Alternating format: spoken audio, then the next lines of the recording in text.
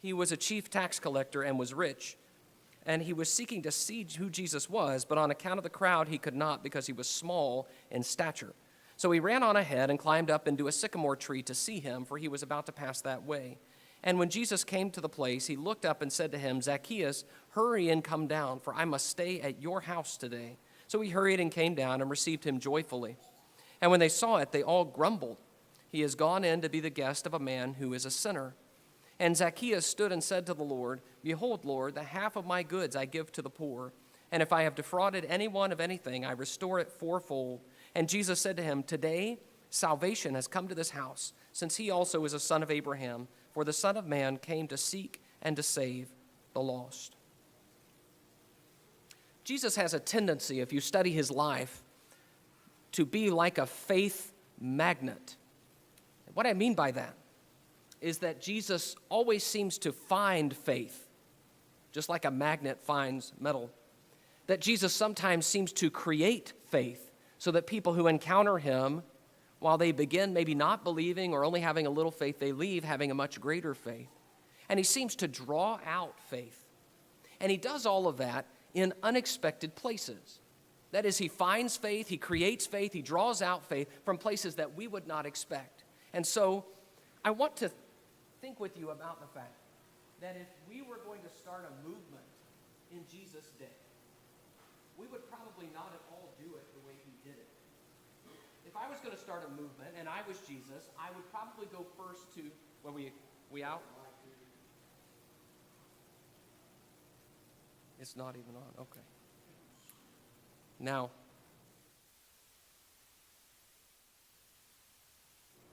I told him when I came that I'm an Aggie. And I don't know if you guys in Alabama know this, but in Texas there are all kinds of jokes about Aggies. And if you're going to hand us a mic, you want it to be something we don't have to do any buttons on or anything. It's a little complicated. No, I appreciate that. Thanks for the heads up there. All right, so what were we talking about? If we were going to start a movement, if I were to start a movement, I would start with the famous, well-trained rabbis. That's where I would go first. These are the people who would be on my wavelength first, and so I would start with them, and maybe then I would get some of the scribes and the lawyers and some scholars, and I'd get those people together. You know, Jesus doesn't do anything like that, does he? Jesus instead finds all kinds of different kinds of people, unexpected people. Everything he does and everything he deals with is unexpected. And so I want us to think about that, how Jesus seems to find and draw out faith in unexpected places.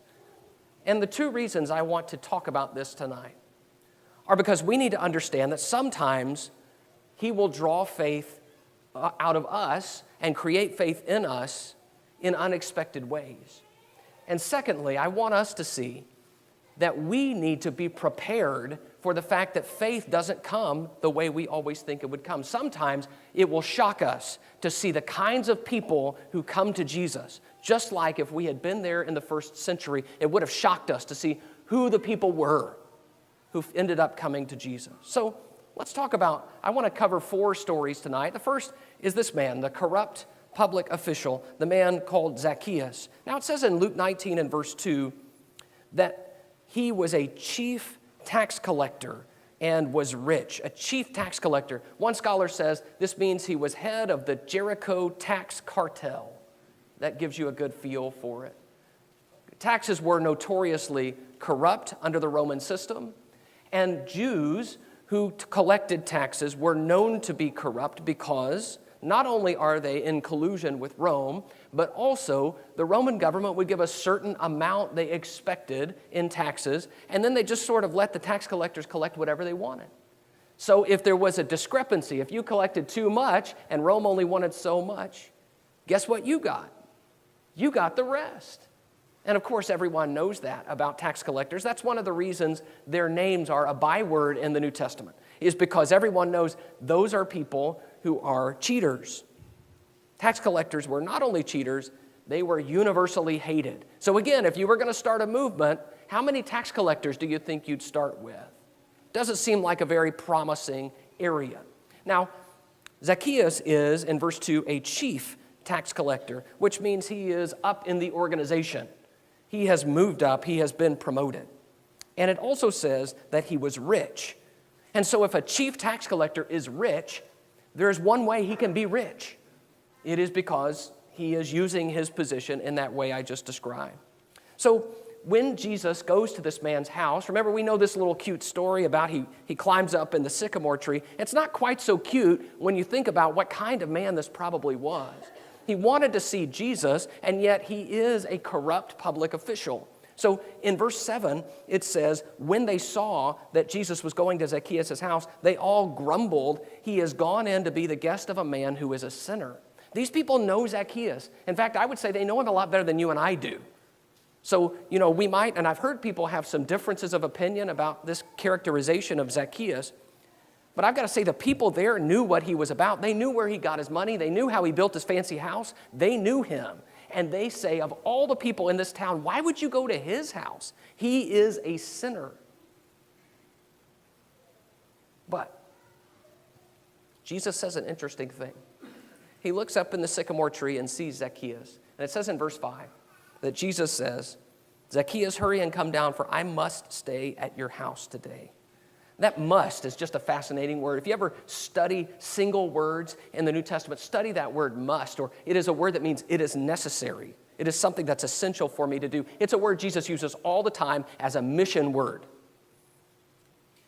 I must go through Samaria. I must. This is what must happen. I have no choice about it. This is my mission. I must come to your house today. Something is going to happen there that it is essential for me to be present for. Verse 8, and Zacchaeus stood and said to the Lord, behold, Lord, the half of my goods I give to the poor, and if I have defrauded anyone of anything, I restore it fourfold. And Jesus said to him, today salvation has come to this house, since he also is a son of Abraham, for the Son of Man came to seek and to save the lost. So the way I read this text, and again, you may read it differently, but the way I read it, Zacchaeus in this moment makes a change. And he decides, he stands up in the presence of Jesus and says, you know what, Lord, I'm ready to change. I don't want to be the person I have been. I don't want everybody to whisper about me as a sinner. I don't want to use my position for evil. I'm going to do good. And he makes some commitments in verse 8. The half of my goods I give to the poor. If I have defrauded anyone of anything, I restore it fourfold. Now, if that was Zacchaeus' prior life, people are probably not going to be grumbling about him as a sinner, right? If he's given half his goods all the time, and anytime he does a wrong thing on the books, he restores it fourfold, they would say, no, Zacchaeus is a good man. And yet, here he is, committing to something. And Jesus says in verse 9, today, salvation has come to this house, because he also is a son of Abraham. The Son of Man has come to seek and to save the lost. Men like Zacchaeus, who are corrupt, who are sinners, who everyone knows what they're doing and how they got to be who they are. Jesus said, I came for people like that, lost people. Do you see how Jesus is a faith magnet? Walking through Jericho, he looks up in a tree and says, that's the guy. That's the one. Something's going to change in his life today. Today, salvation will come to his house. I especially want, as you think about this story, I want to draw your attention to the difference in how people view Zacchaeus and how Jesus views Zacchaeus. They look differently at him. The people feel that he is unworthy of attention. They grumble about it. He's not worthy of praise. He's not worthy of visiting. He's not even worthy of notice. Why would you want to be his guest? But Jesus looks at Zacchaeus, and he sees reason for hope. He sees potential for change. He sees a man who's excited about something, even if it's just climbing up in a tree to see him. Something good is happening, and Jesus says, that's the man I need to go see and work with. He sees faith in an unexpected place, and he draws that faith out to the point that he says, Zacchaeus, today salvation has come to your house. You also are a son of Abraham. Let's look at a second story. Let's go back to Luke chapter 7. Luke chapter 7. Let's talk about a foreign soldier.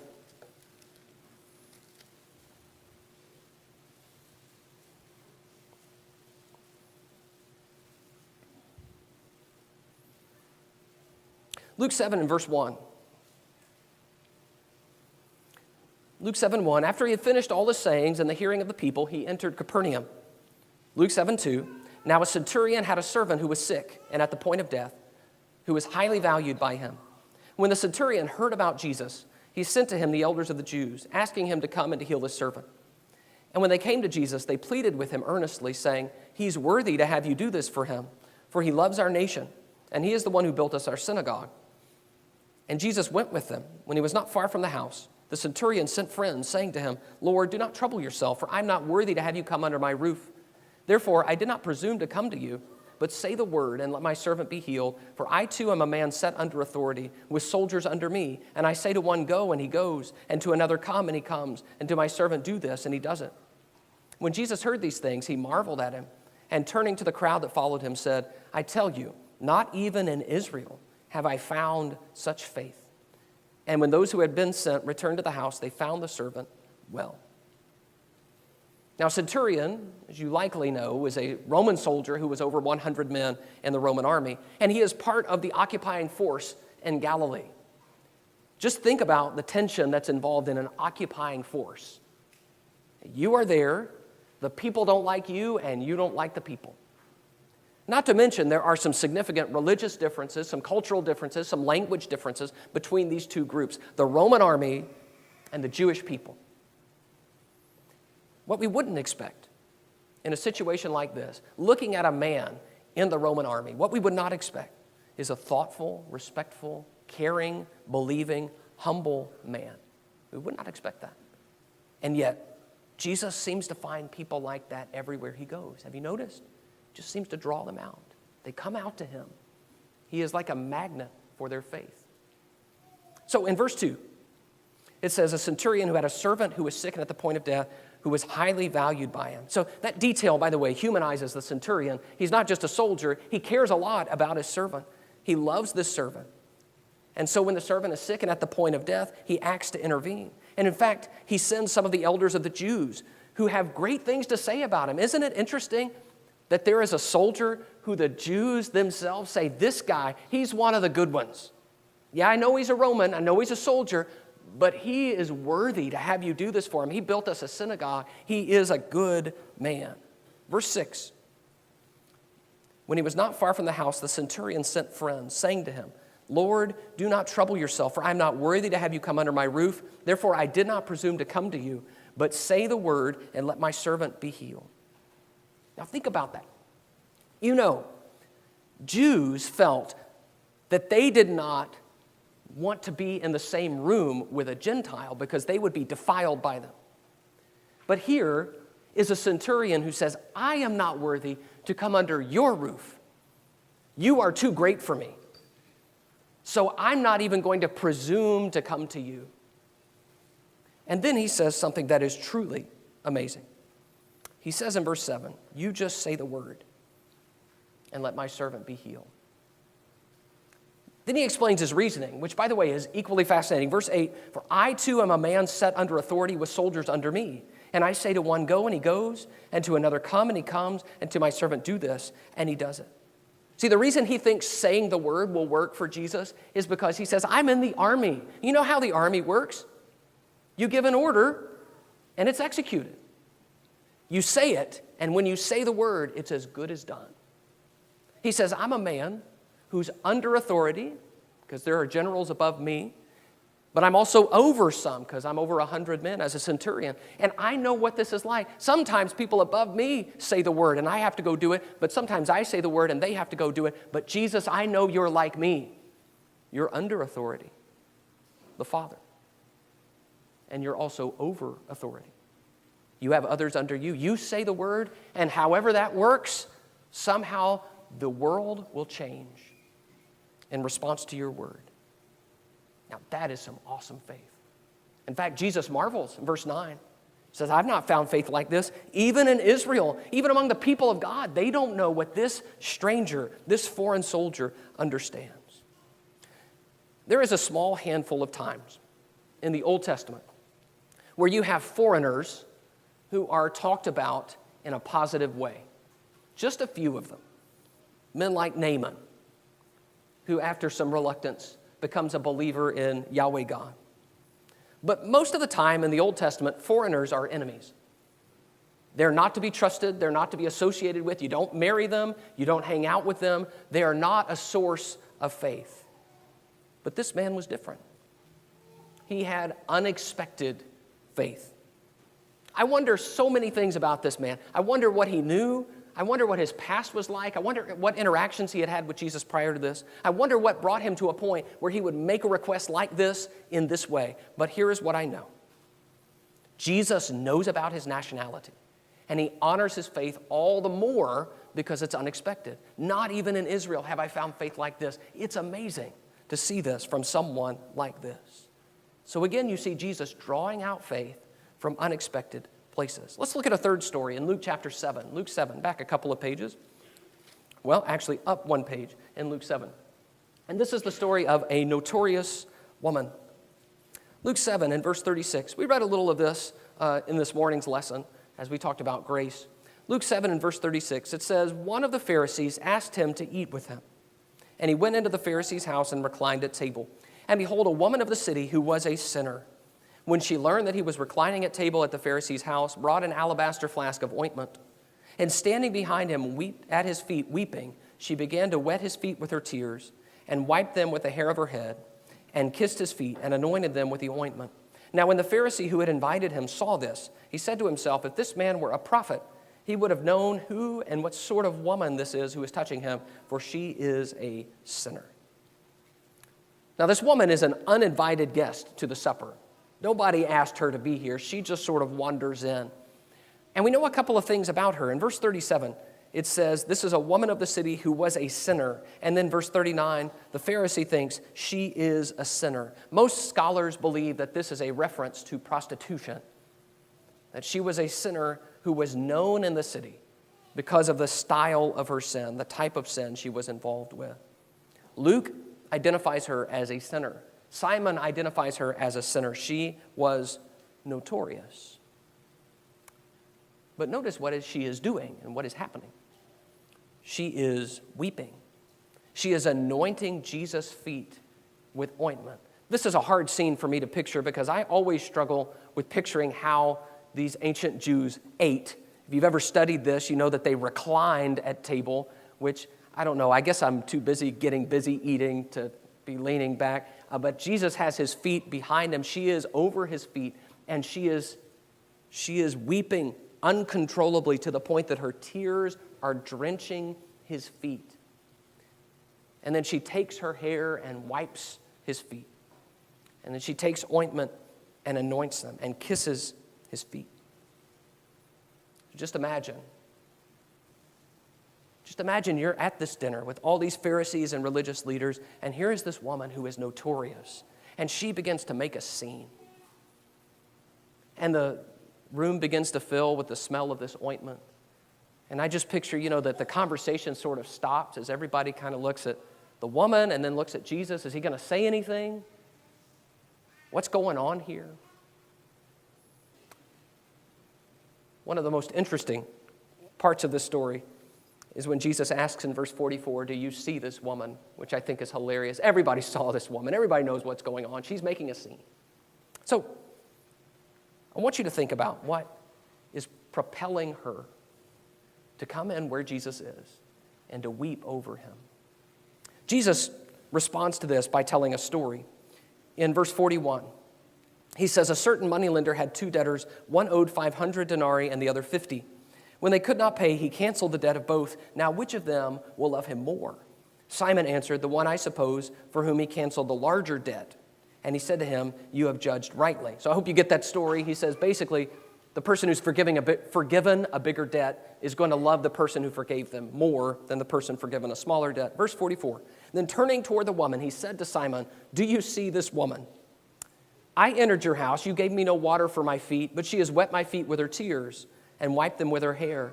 You gave me no kiss, but from the time I came in, she has not ceased to kiss my feet. You did not anoint my head with oil, but she has anointed my feet with ointment. Therefore, I tell you, her sins, which are many, are forgiven, for she loved much. But he who is forgiven little loves little. And he said to her, your sins are forgiven. Then those who were at table with him began to say among themselves, who is this who even forgives sins? And he said to the woman, your faith has saved you. Go in peace. So Jesus says, this woman has done far more for me than you did when you invited me over to your house. You didn't even give me the typical greeting. You didn't give me water to wash my feet. And here she is She's kissing me. She's weeping over me. She is doing far more because she loves more. But why does she love more?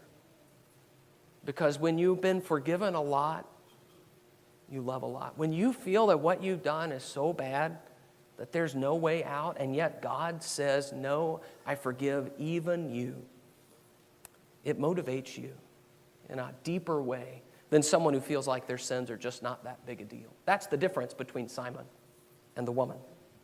Now again, I wish we had more background here. I wish we knew more about this woman's story and how she knew Jesus. It seems clear to me that this is not the first time they've met, because otherwise it would just be her meeting someone, not speaking, and then crying over his feet.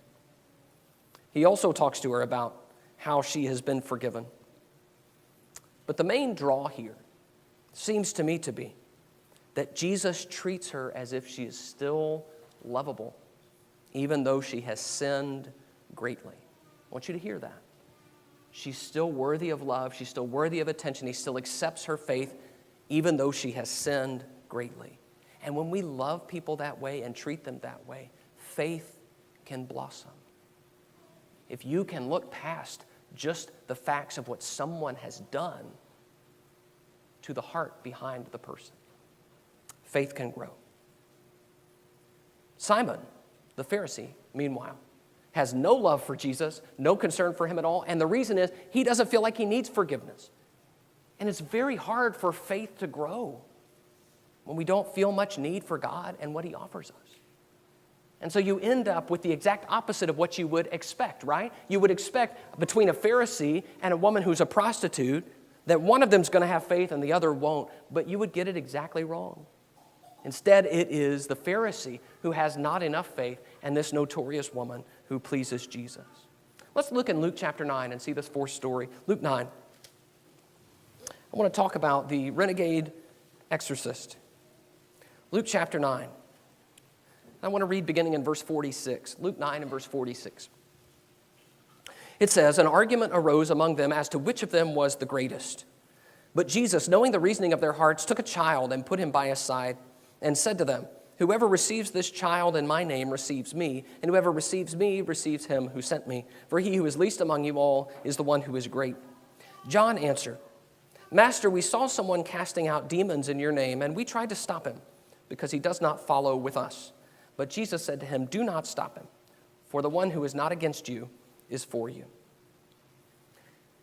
Now, we could talk about children here because he highlights them. And by the way, that is another unexpected place where Jesus draws our attention. Instead of focusing on the adults, he says, look at the children. There is a blessing there. But the reason I believe that this text is connected is that he seems to talk about receiving children. And John, in verse 49, thinks about someone they didn't receive. And so he asked Jesus a question. Master, verse 49, we saw someone casting out demons in your name, and we tried to stop him. We didn't receive him because he does not follow with us. There were people going around with Jesus and his entourage. People like John, people like the other disciples, a group of them. And he says, but we came across someone who was not with us, who was still casting out demons in your name, and we tried to stop him. Is John worried that the man's going to teach something wrong? That's possible.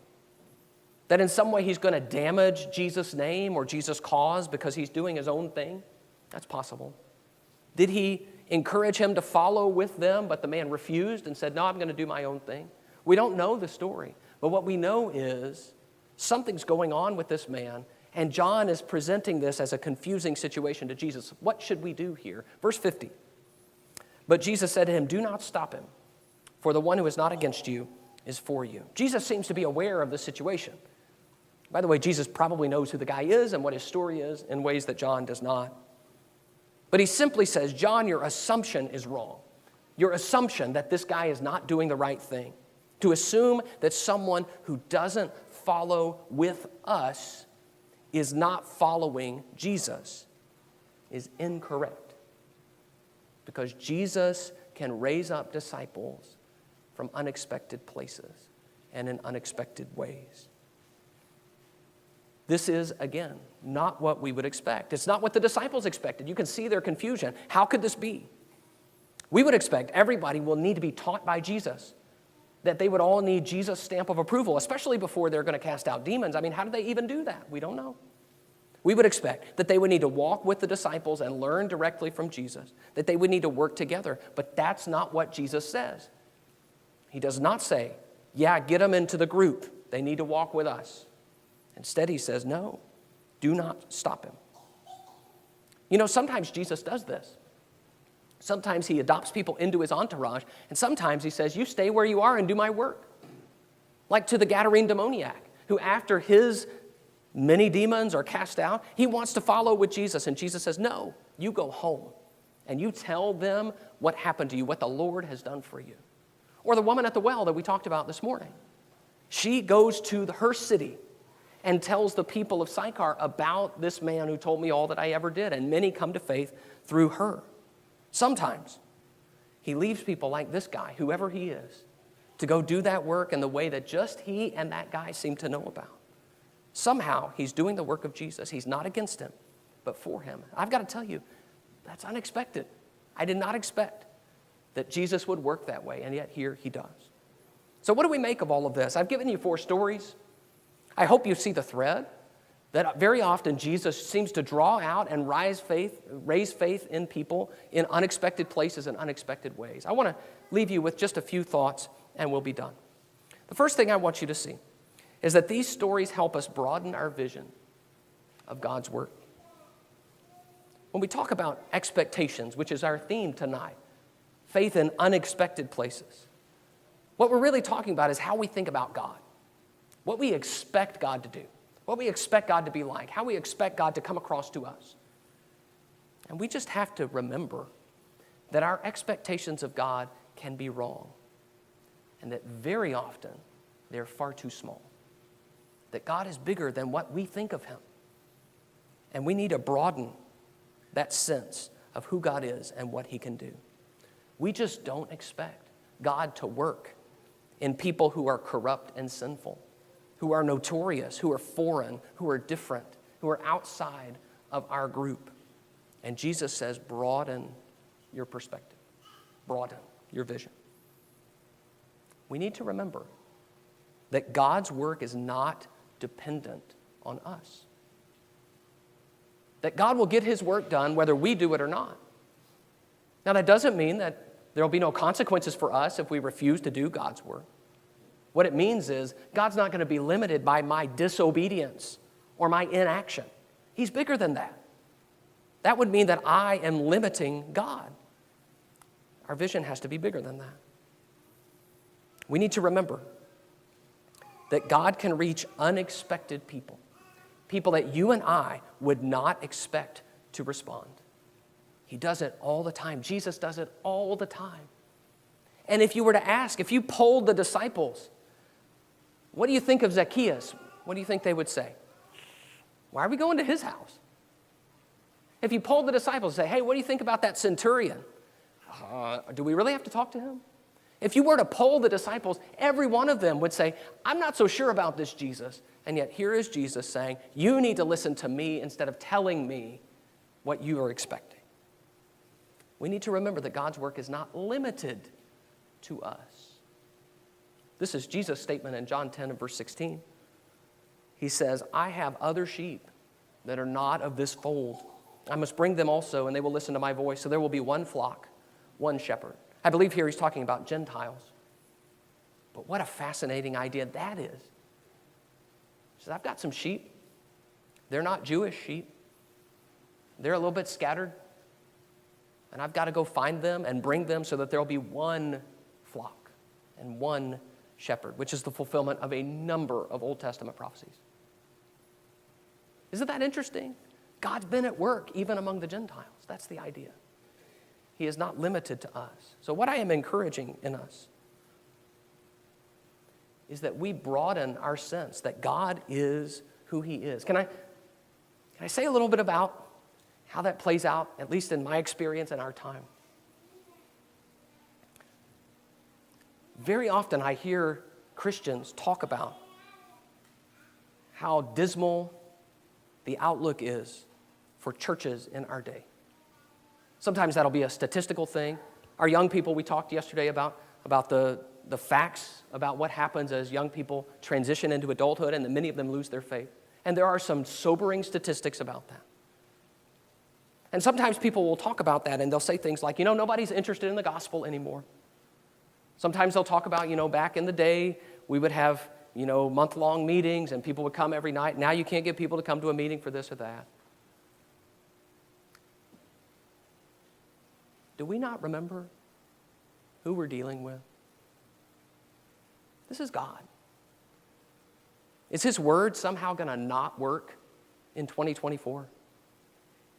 Suddenly people have gotten to a point where God can't save people anymore. Can't reach them.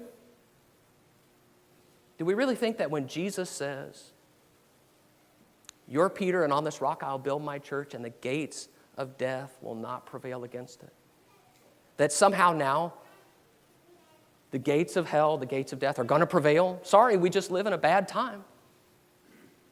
It seems to me that we need that sense of confidence Jesus had, that it is God we are working with, and God is going to reach people, and His gospel is going to reach people. And our job is not to question that or doubt that or even be discouraged by that. Our job is to go sow the seed and get ready, because God's going to do His work to broaden our vision of who God is and what He's doing. And that perhaps that might look different than what we would expect. These stories help us to look for the good in others. I just love this about Jesus. He sees progress. He sees good. He sees potential. He sees movement toward God. He sees love in these people. He sees things that nobody else around them seems to see. He looks differently. And other people consistently seem to see the bad. They see Zacchaeus, and what they see: nobody should go to his house. He is a sinner. They see this woman, and they say, "Don't let her touch him. She's a sinner. Don't go to his house. Don't use Jesus' name if you're not with us." They say, "No, there's nothing good going on here. There's only problems." So my question is, if Jesus sees the good and the rest of the people in these stories see the bad, which one of those are we going to choose? Are we going to look at the people around us and see good or see bad? Would we be able to see that the centurion was moving toward God? Or would we get stuck on the fact that he was a Roman? Didn't even worship the right God? Would we be able to see Zacchaeus' repentant heart? Or would we focus on the misdeeds he had already done? I want to tell you, everybody in the world, including you and me, everybody in the world is a figure like these figures in these stories. There's some good and some bad. So which one of those are we going to focus on? What are we going to see? And if we're not able to see the good, then maybe we won't be able to help them toward faith the way Jesus does. So is your default mode to find fault and to criticize and to doubt and to worry and to exclude? Or is your default mode to accept and to look for the best and to encourage? Which one of those is more like Jesus?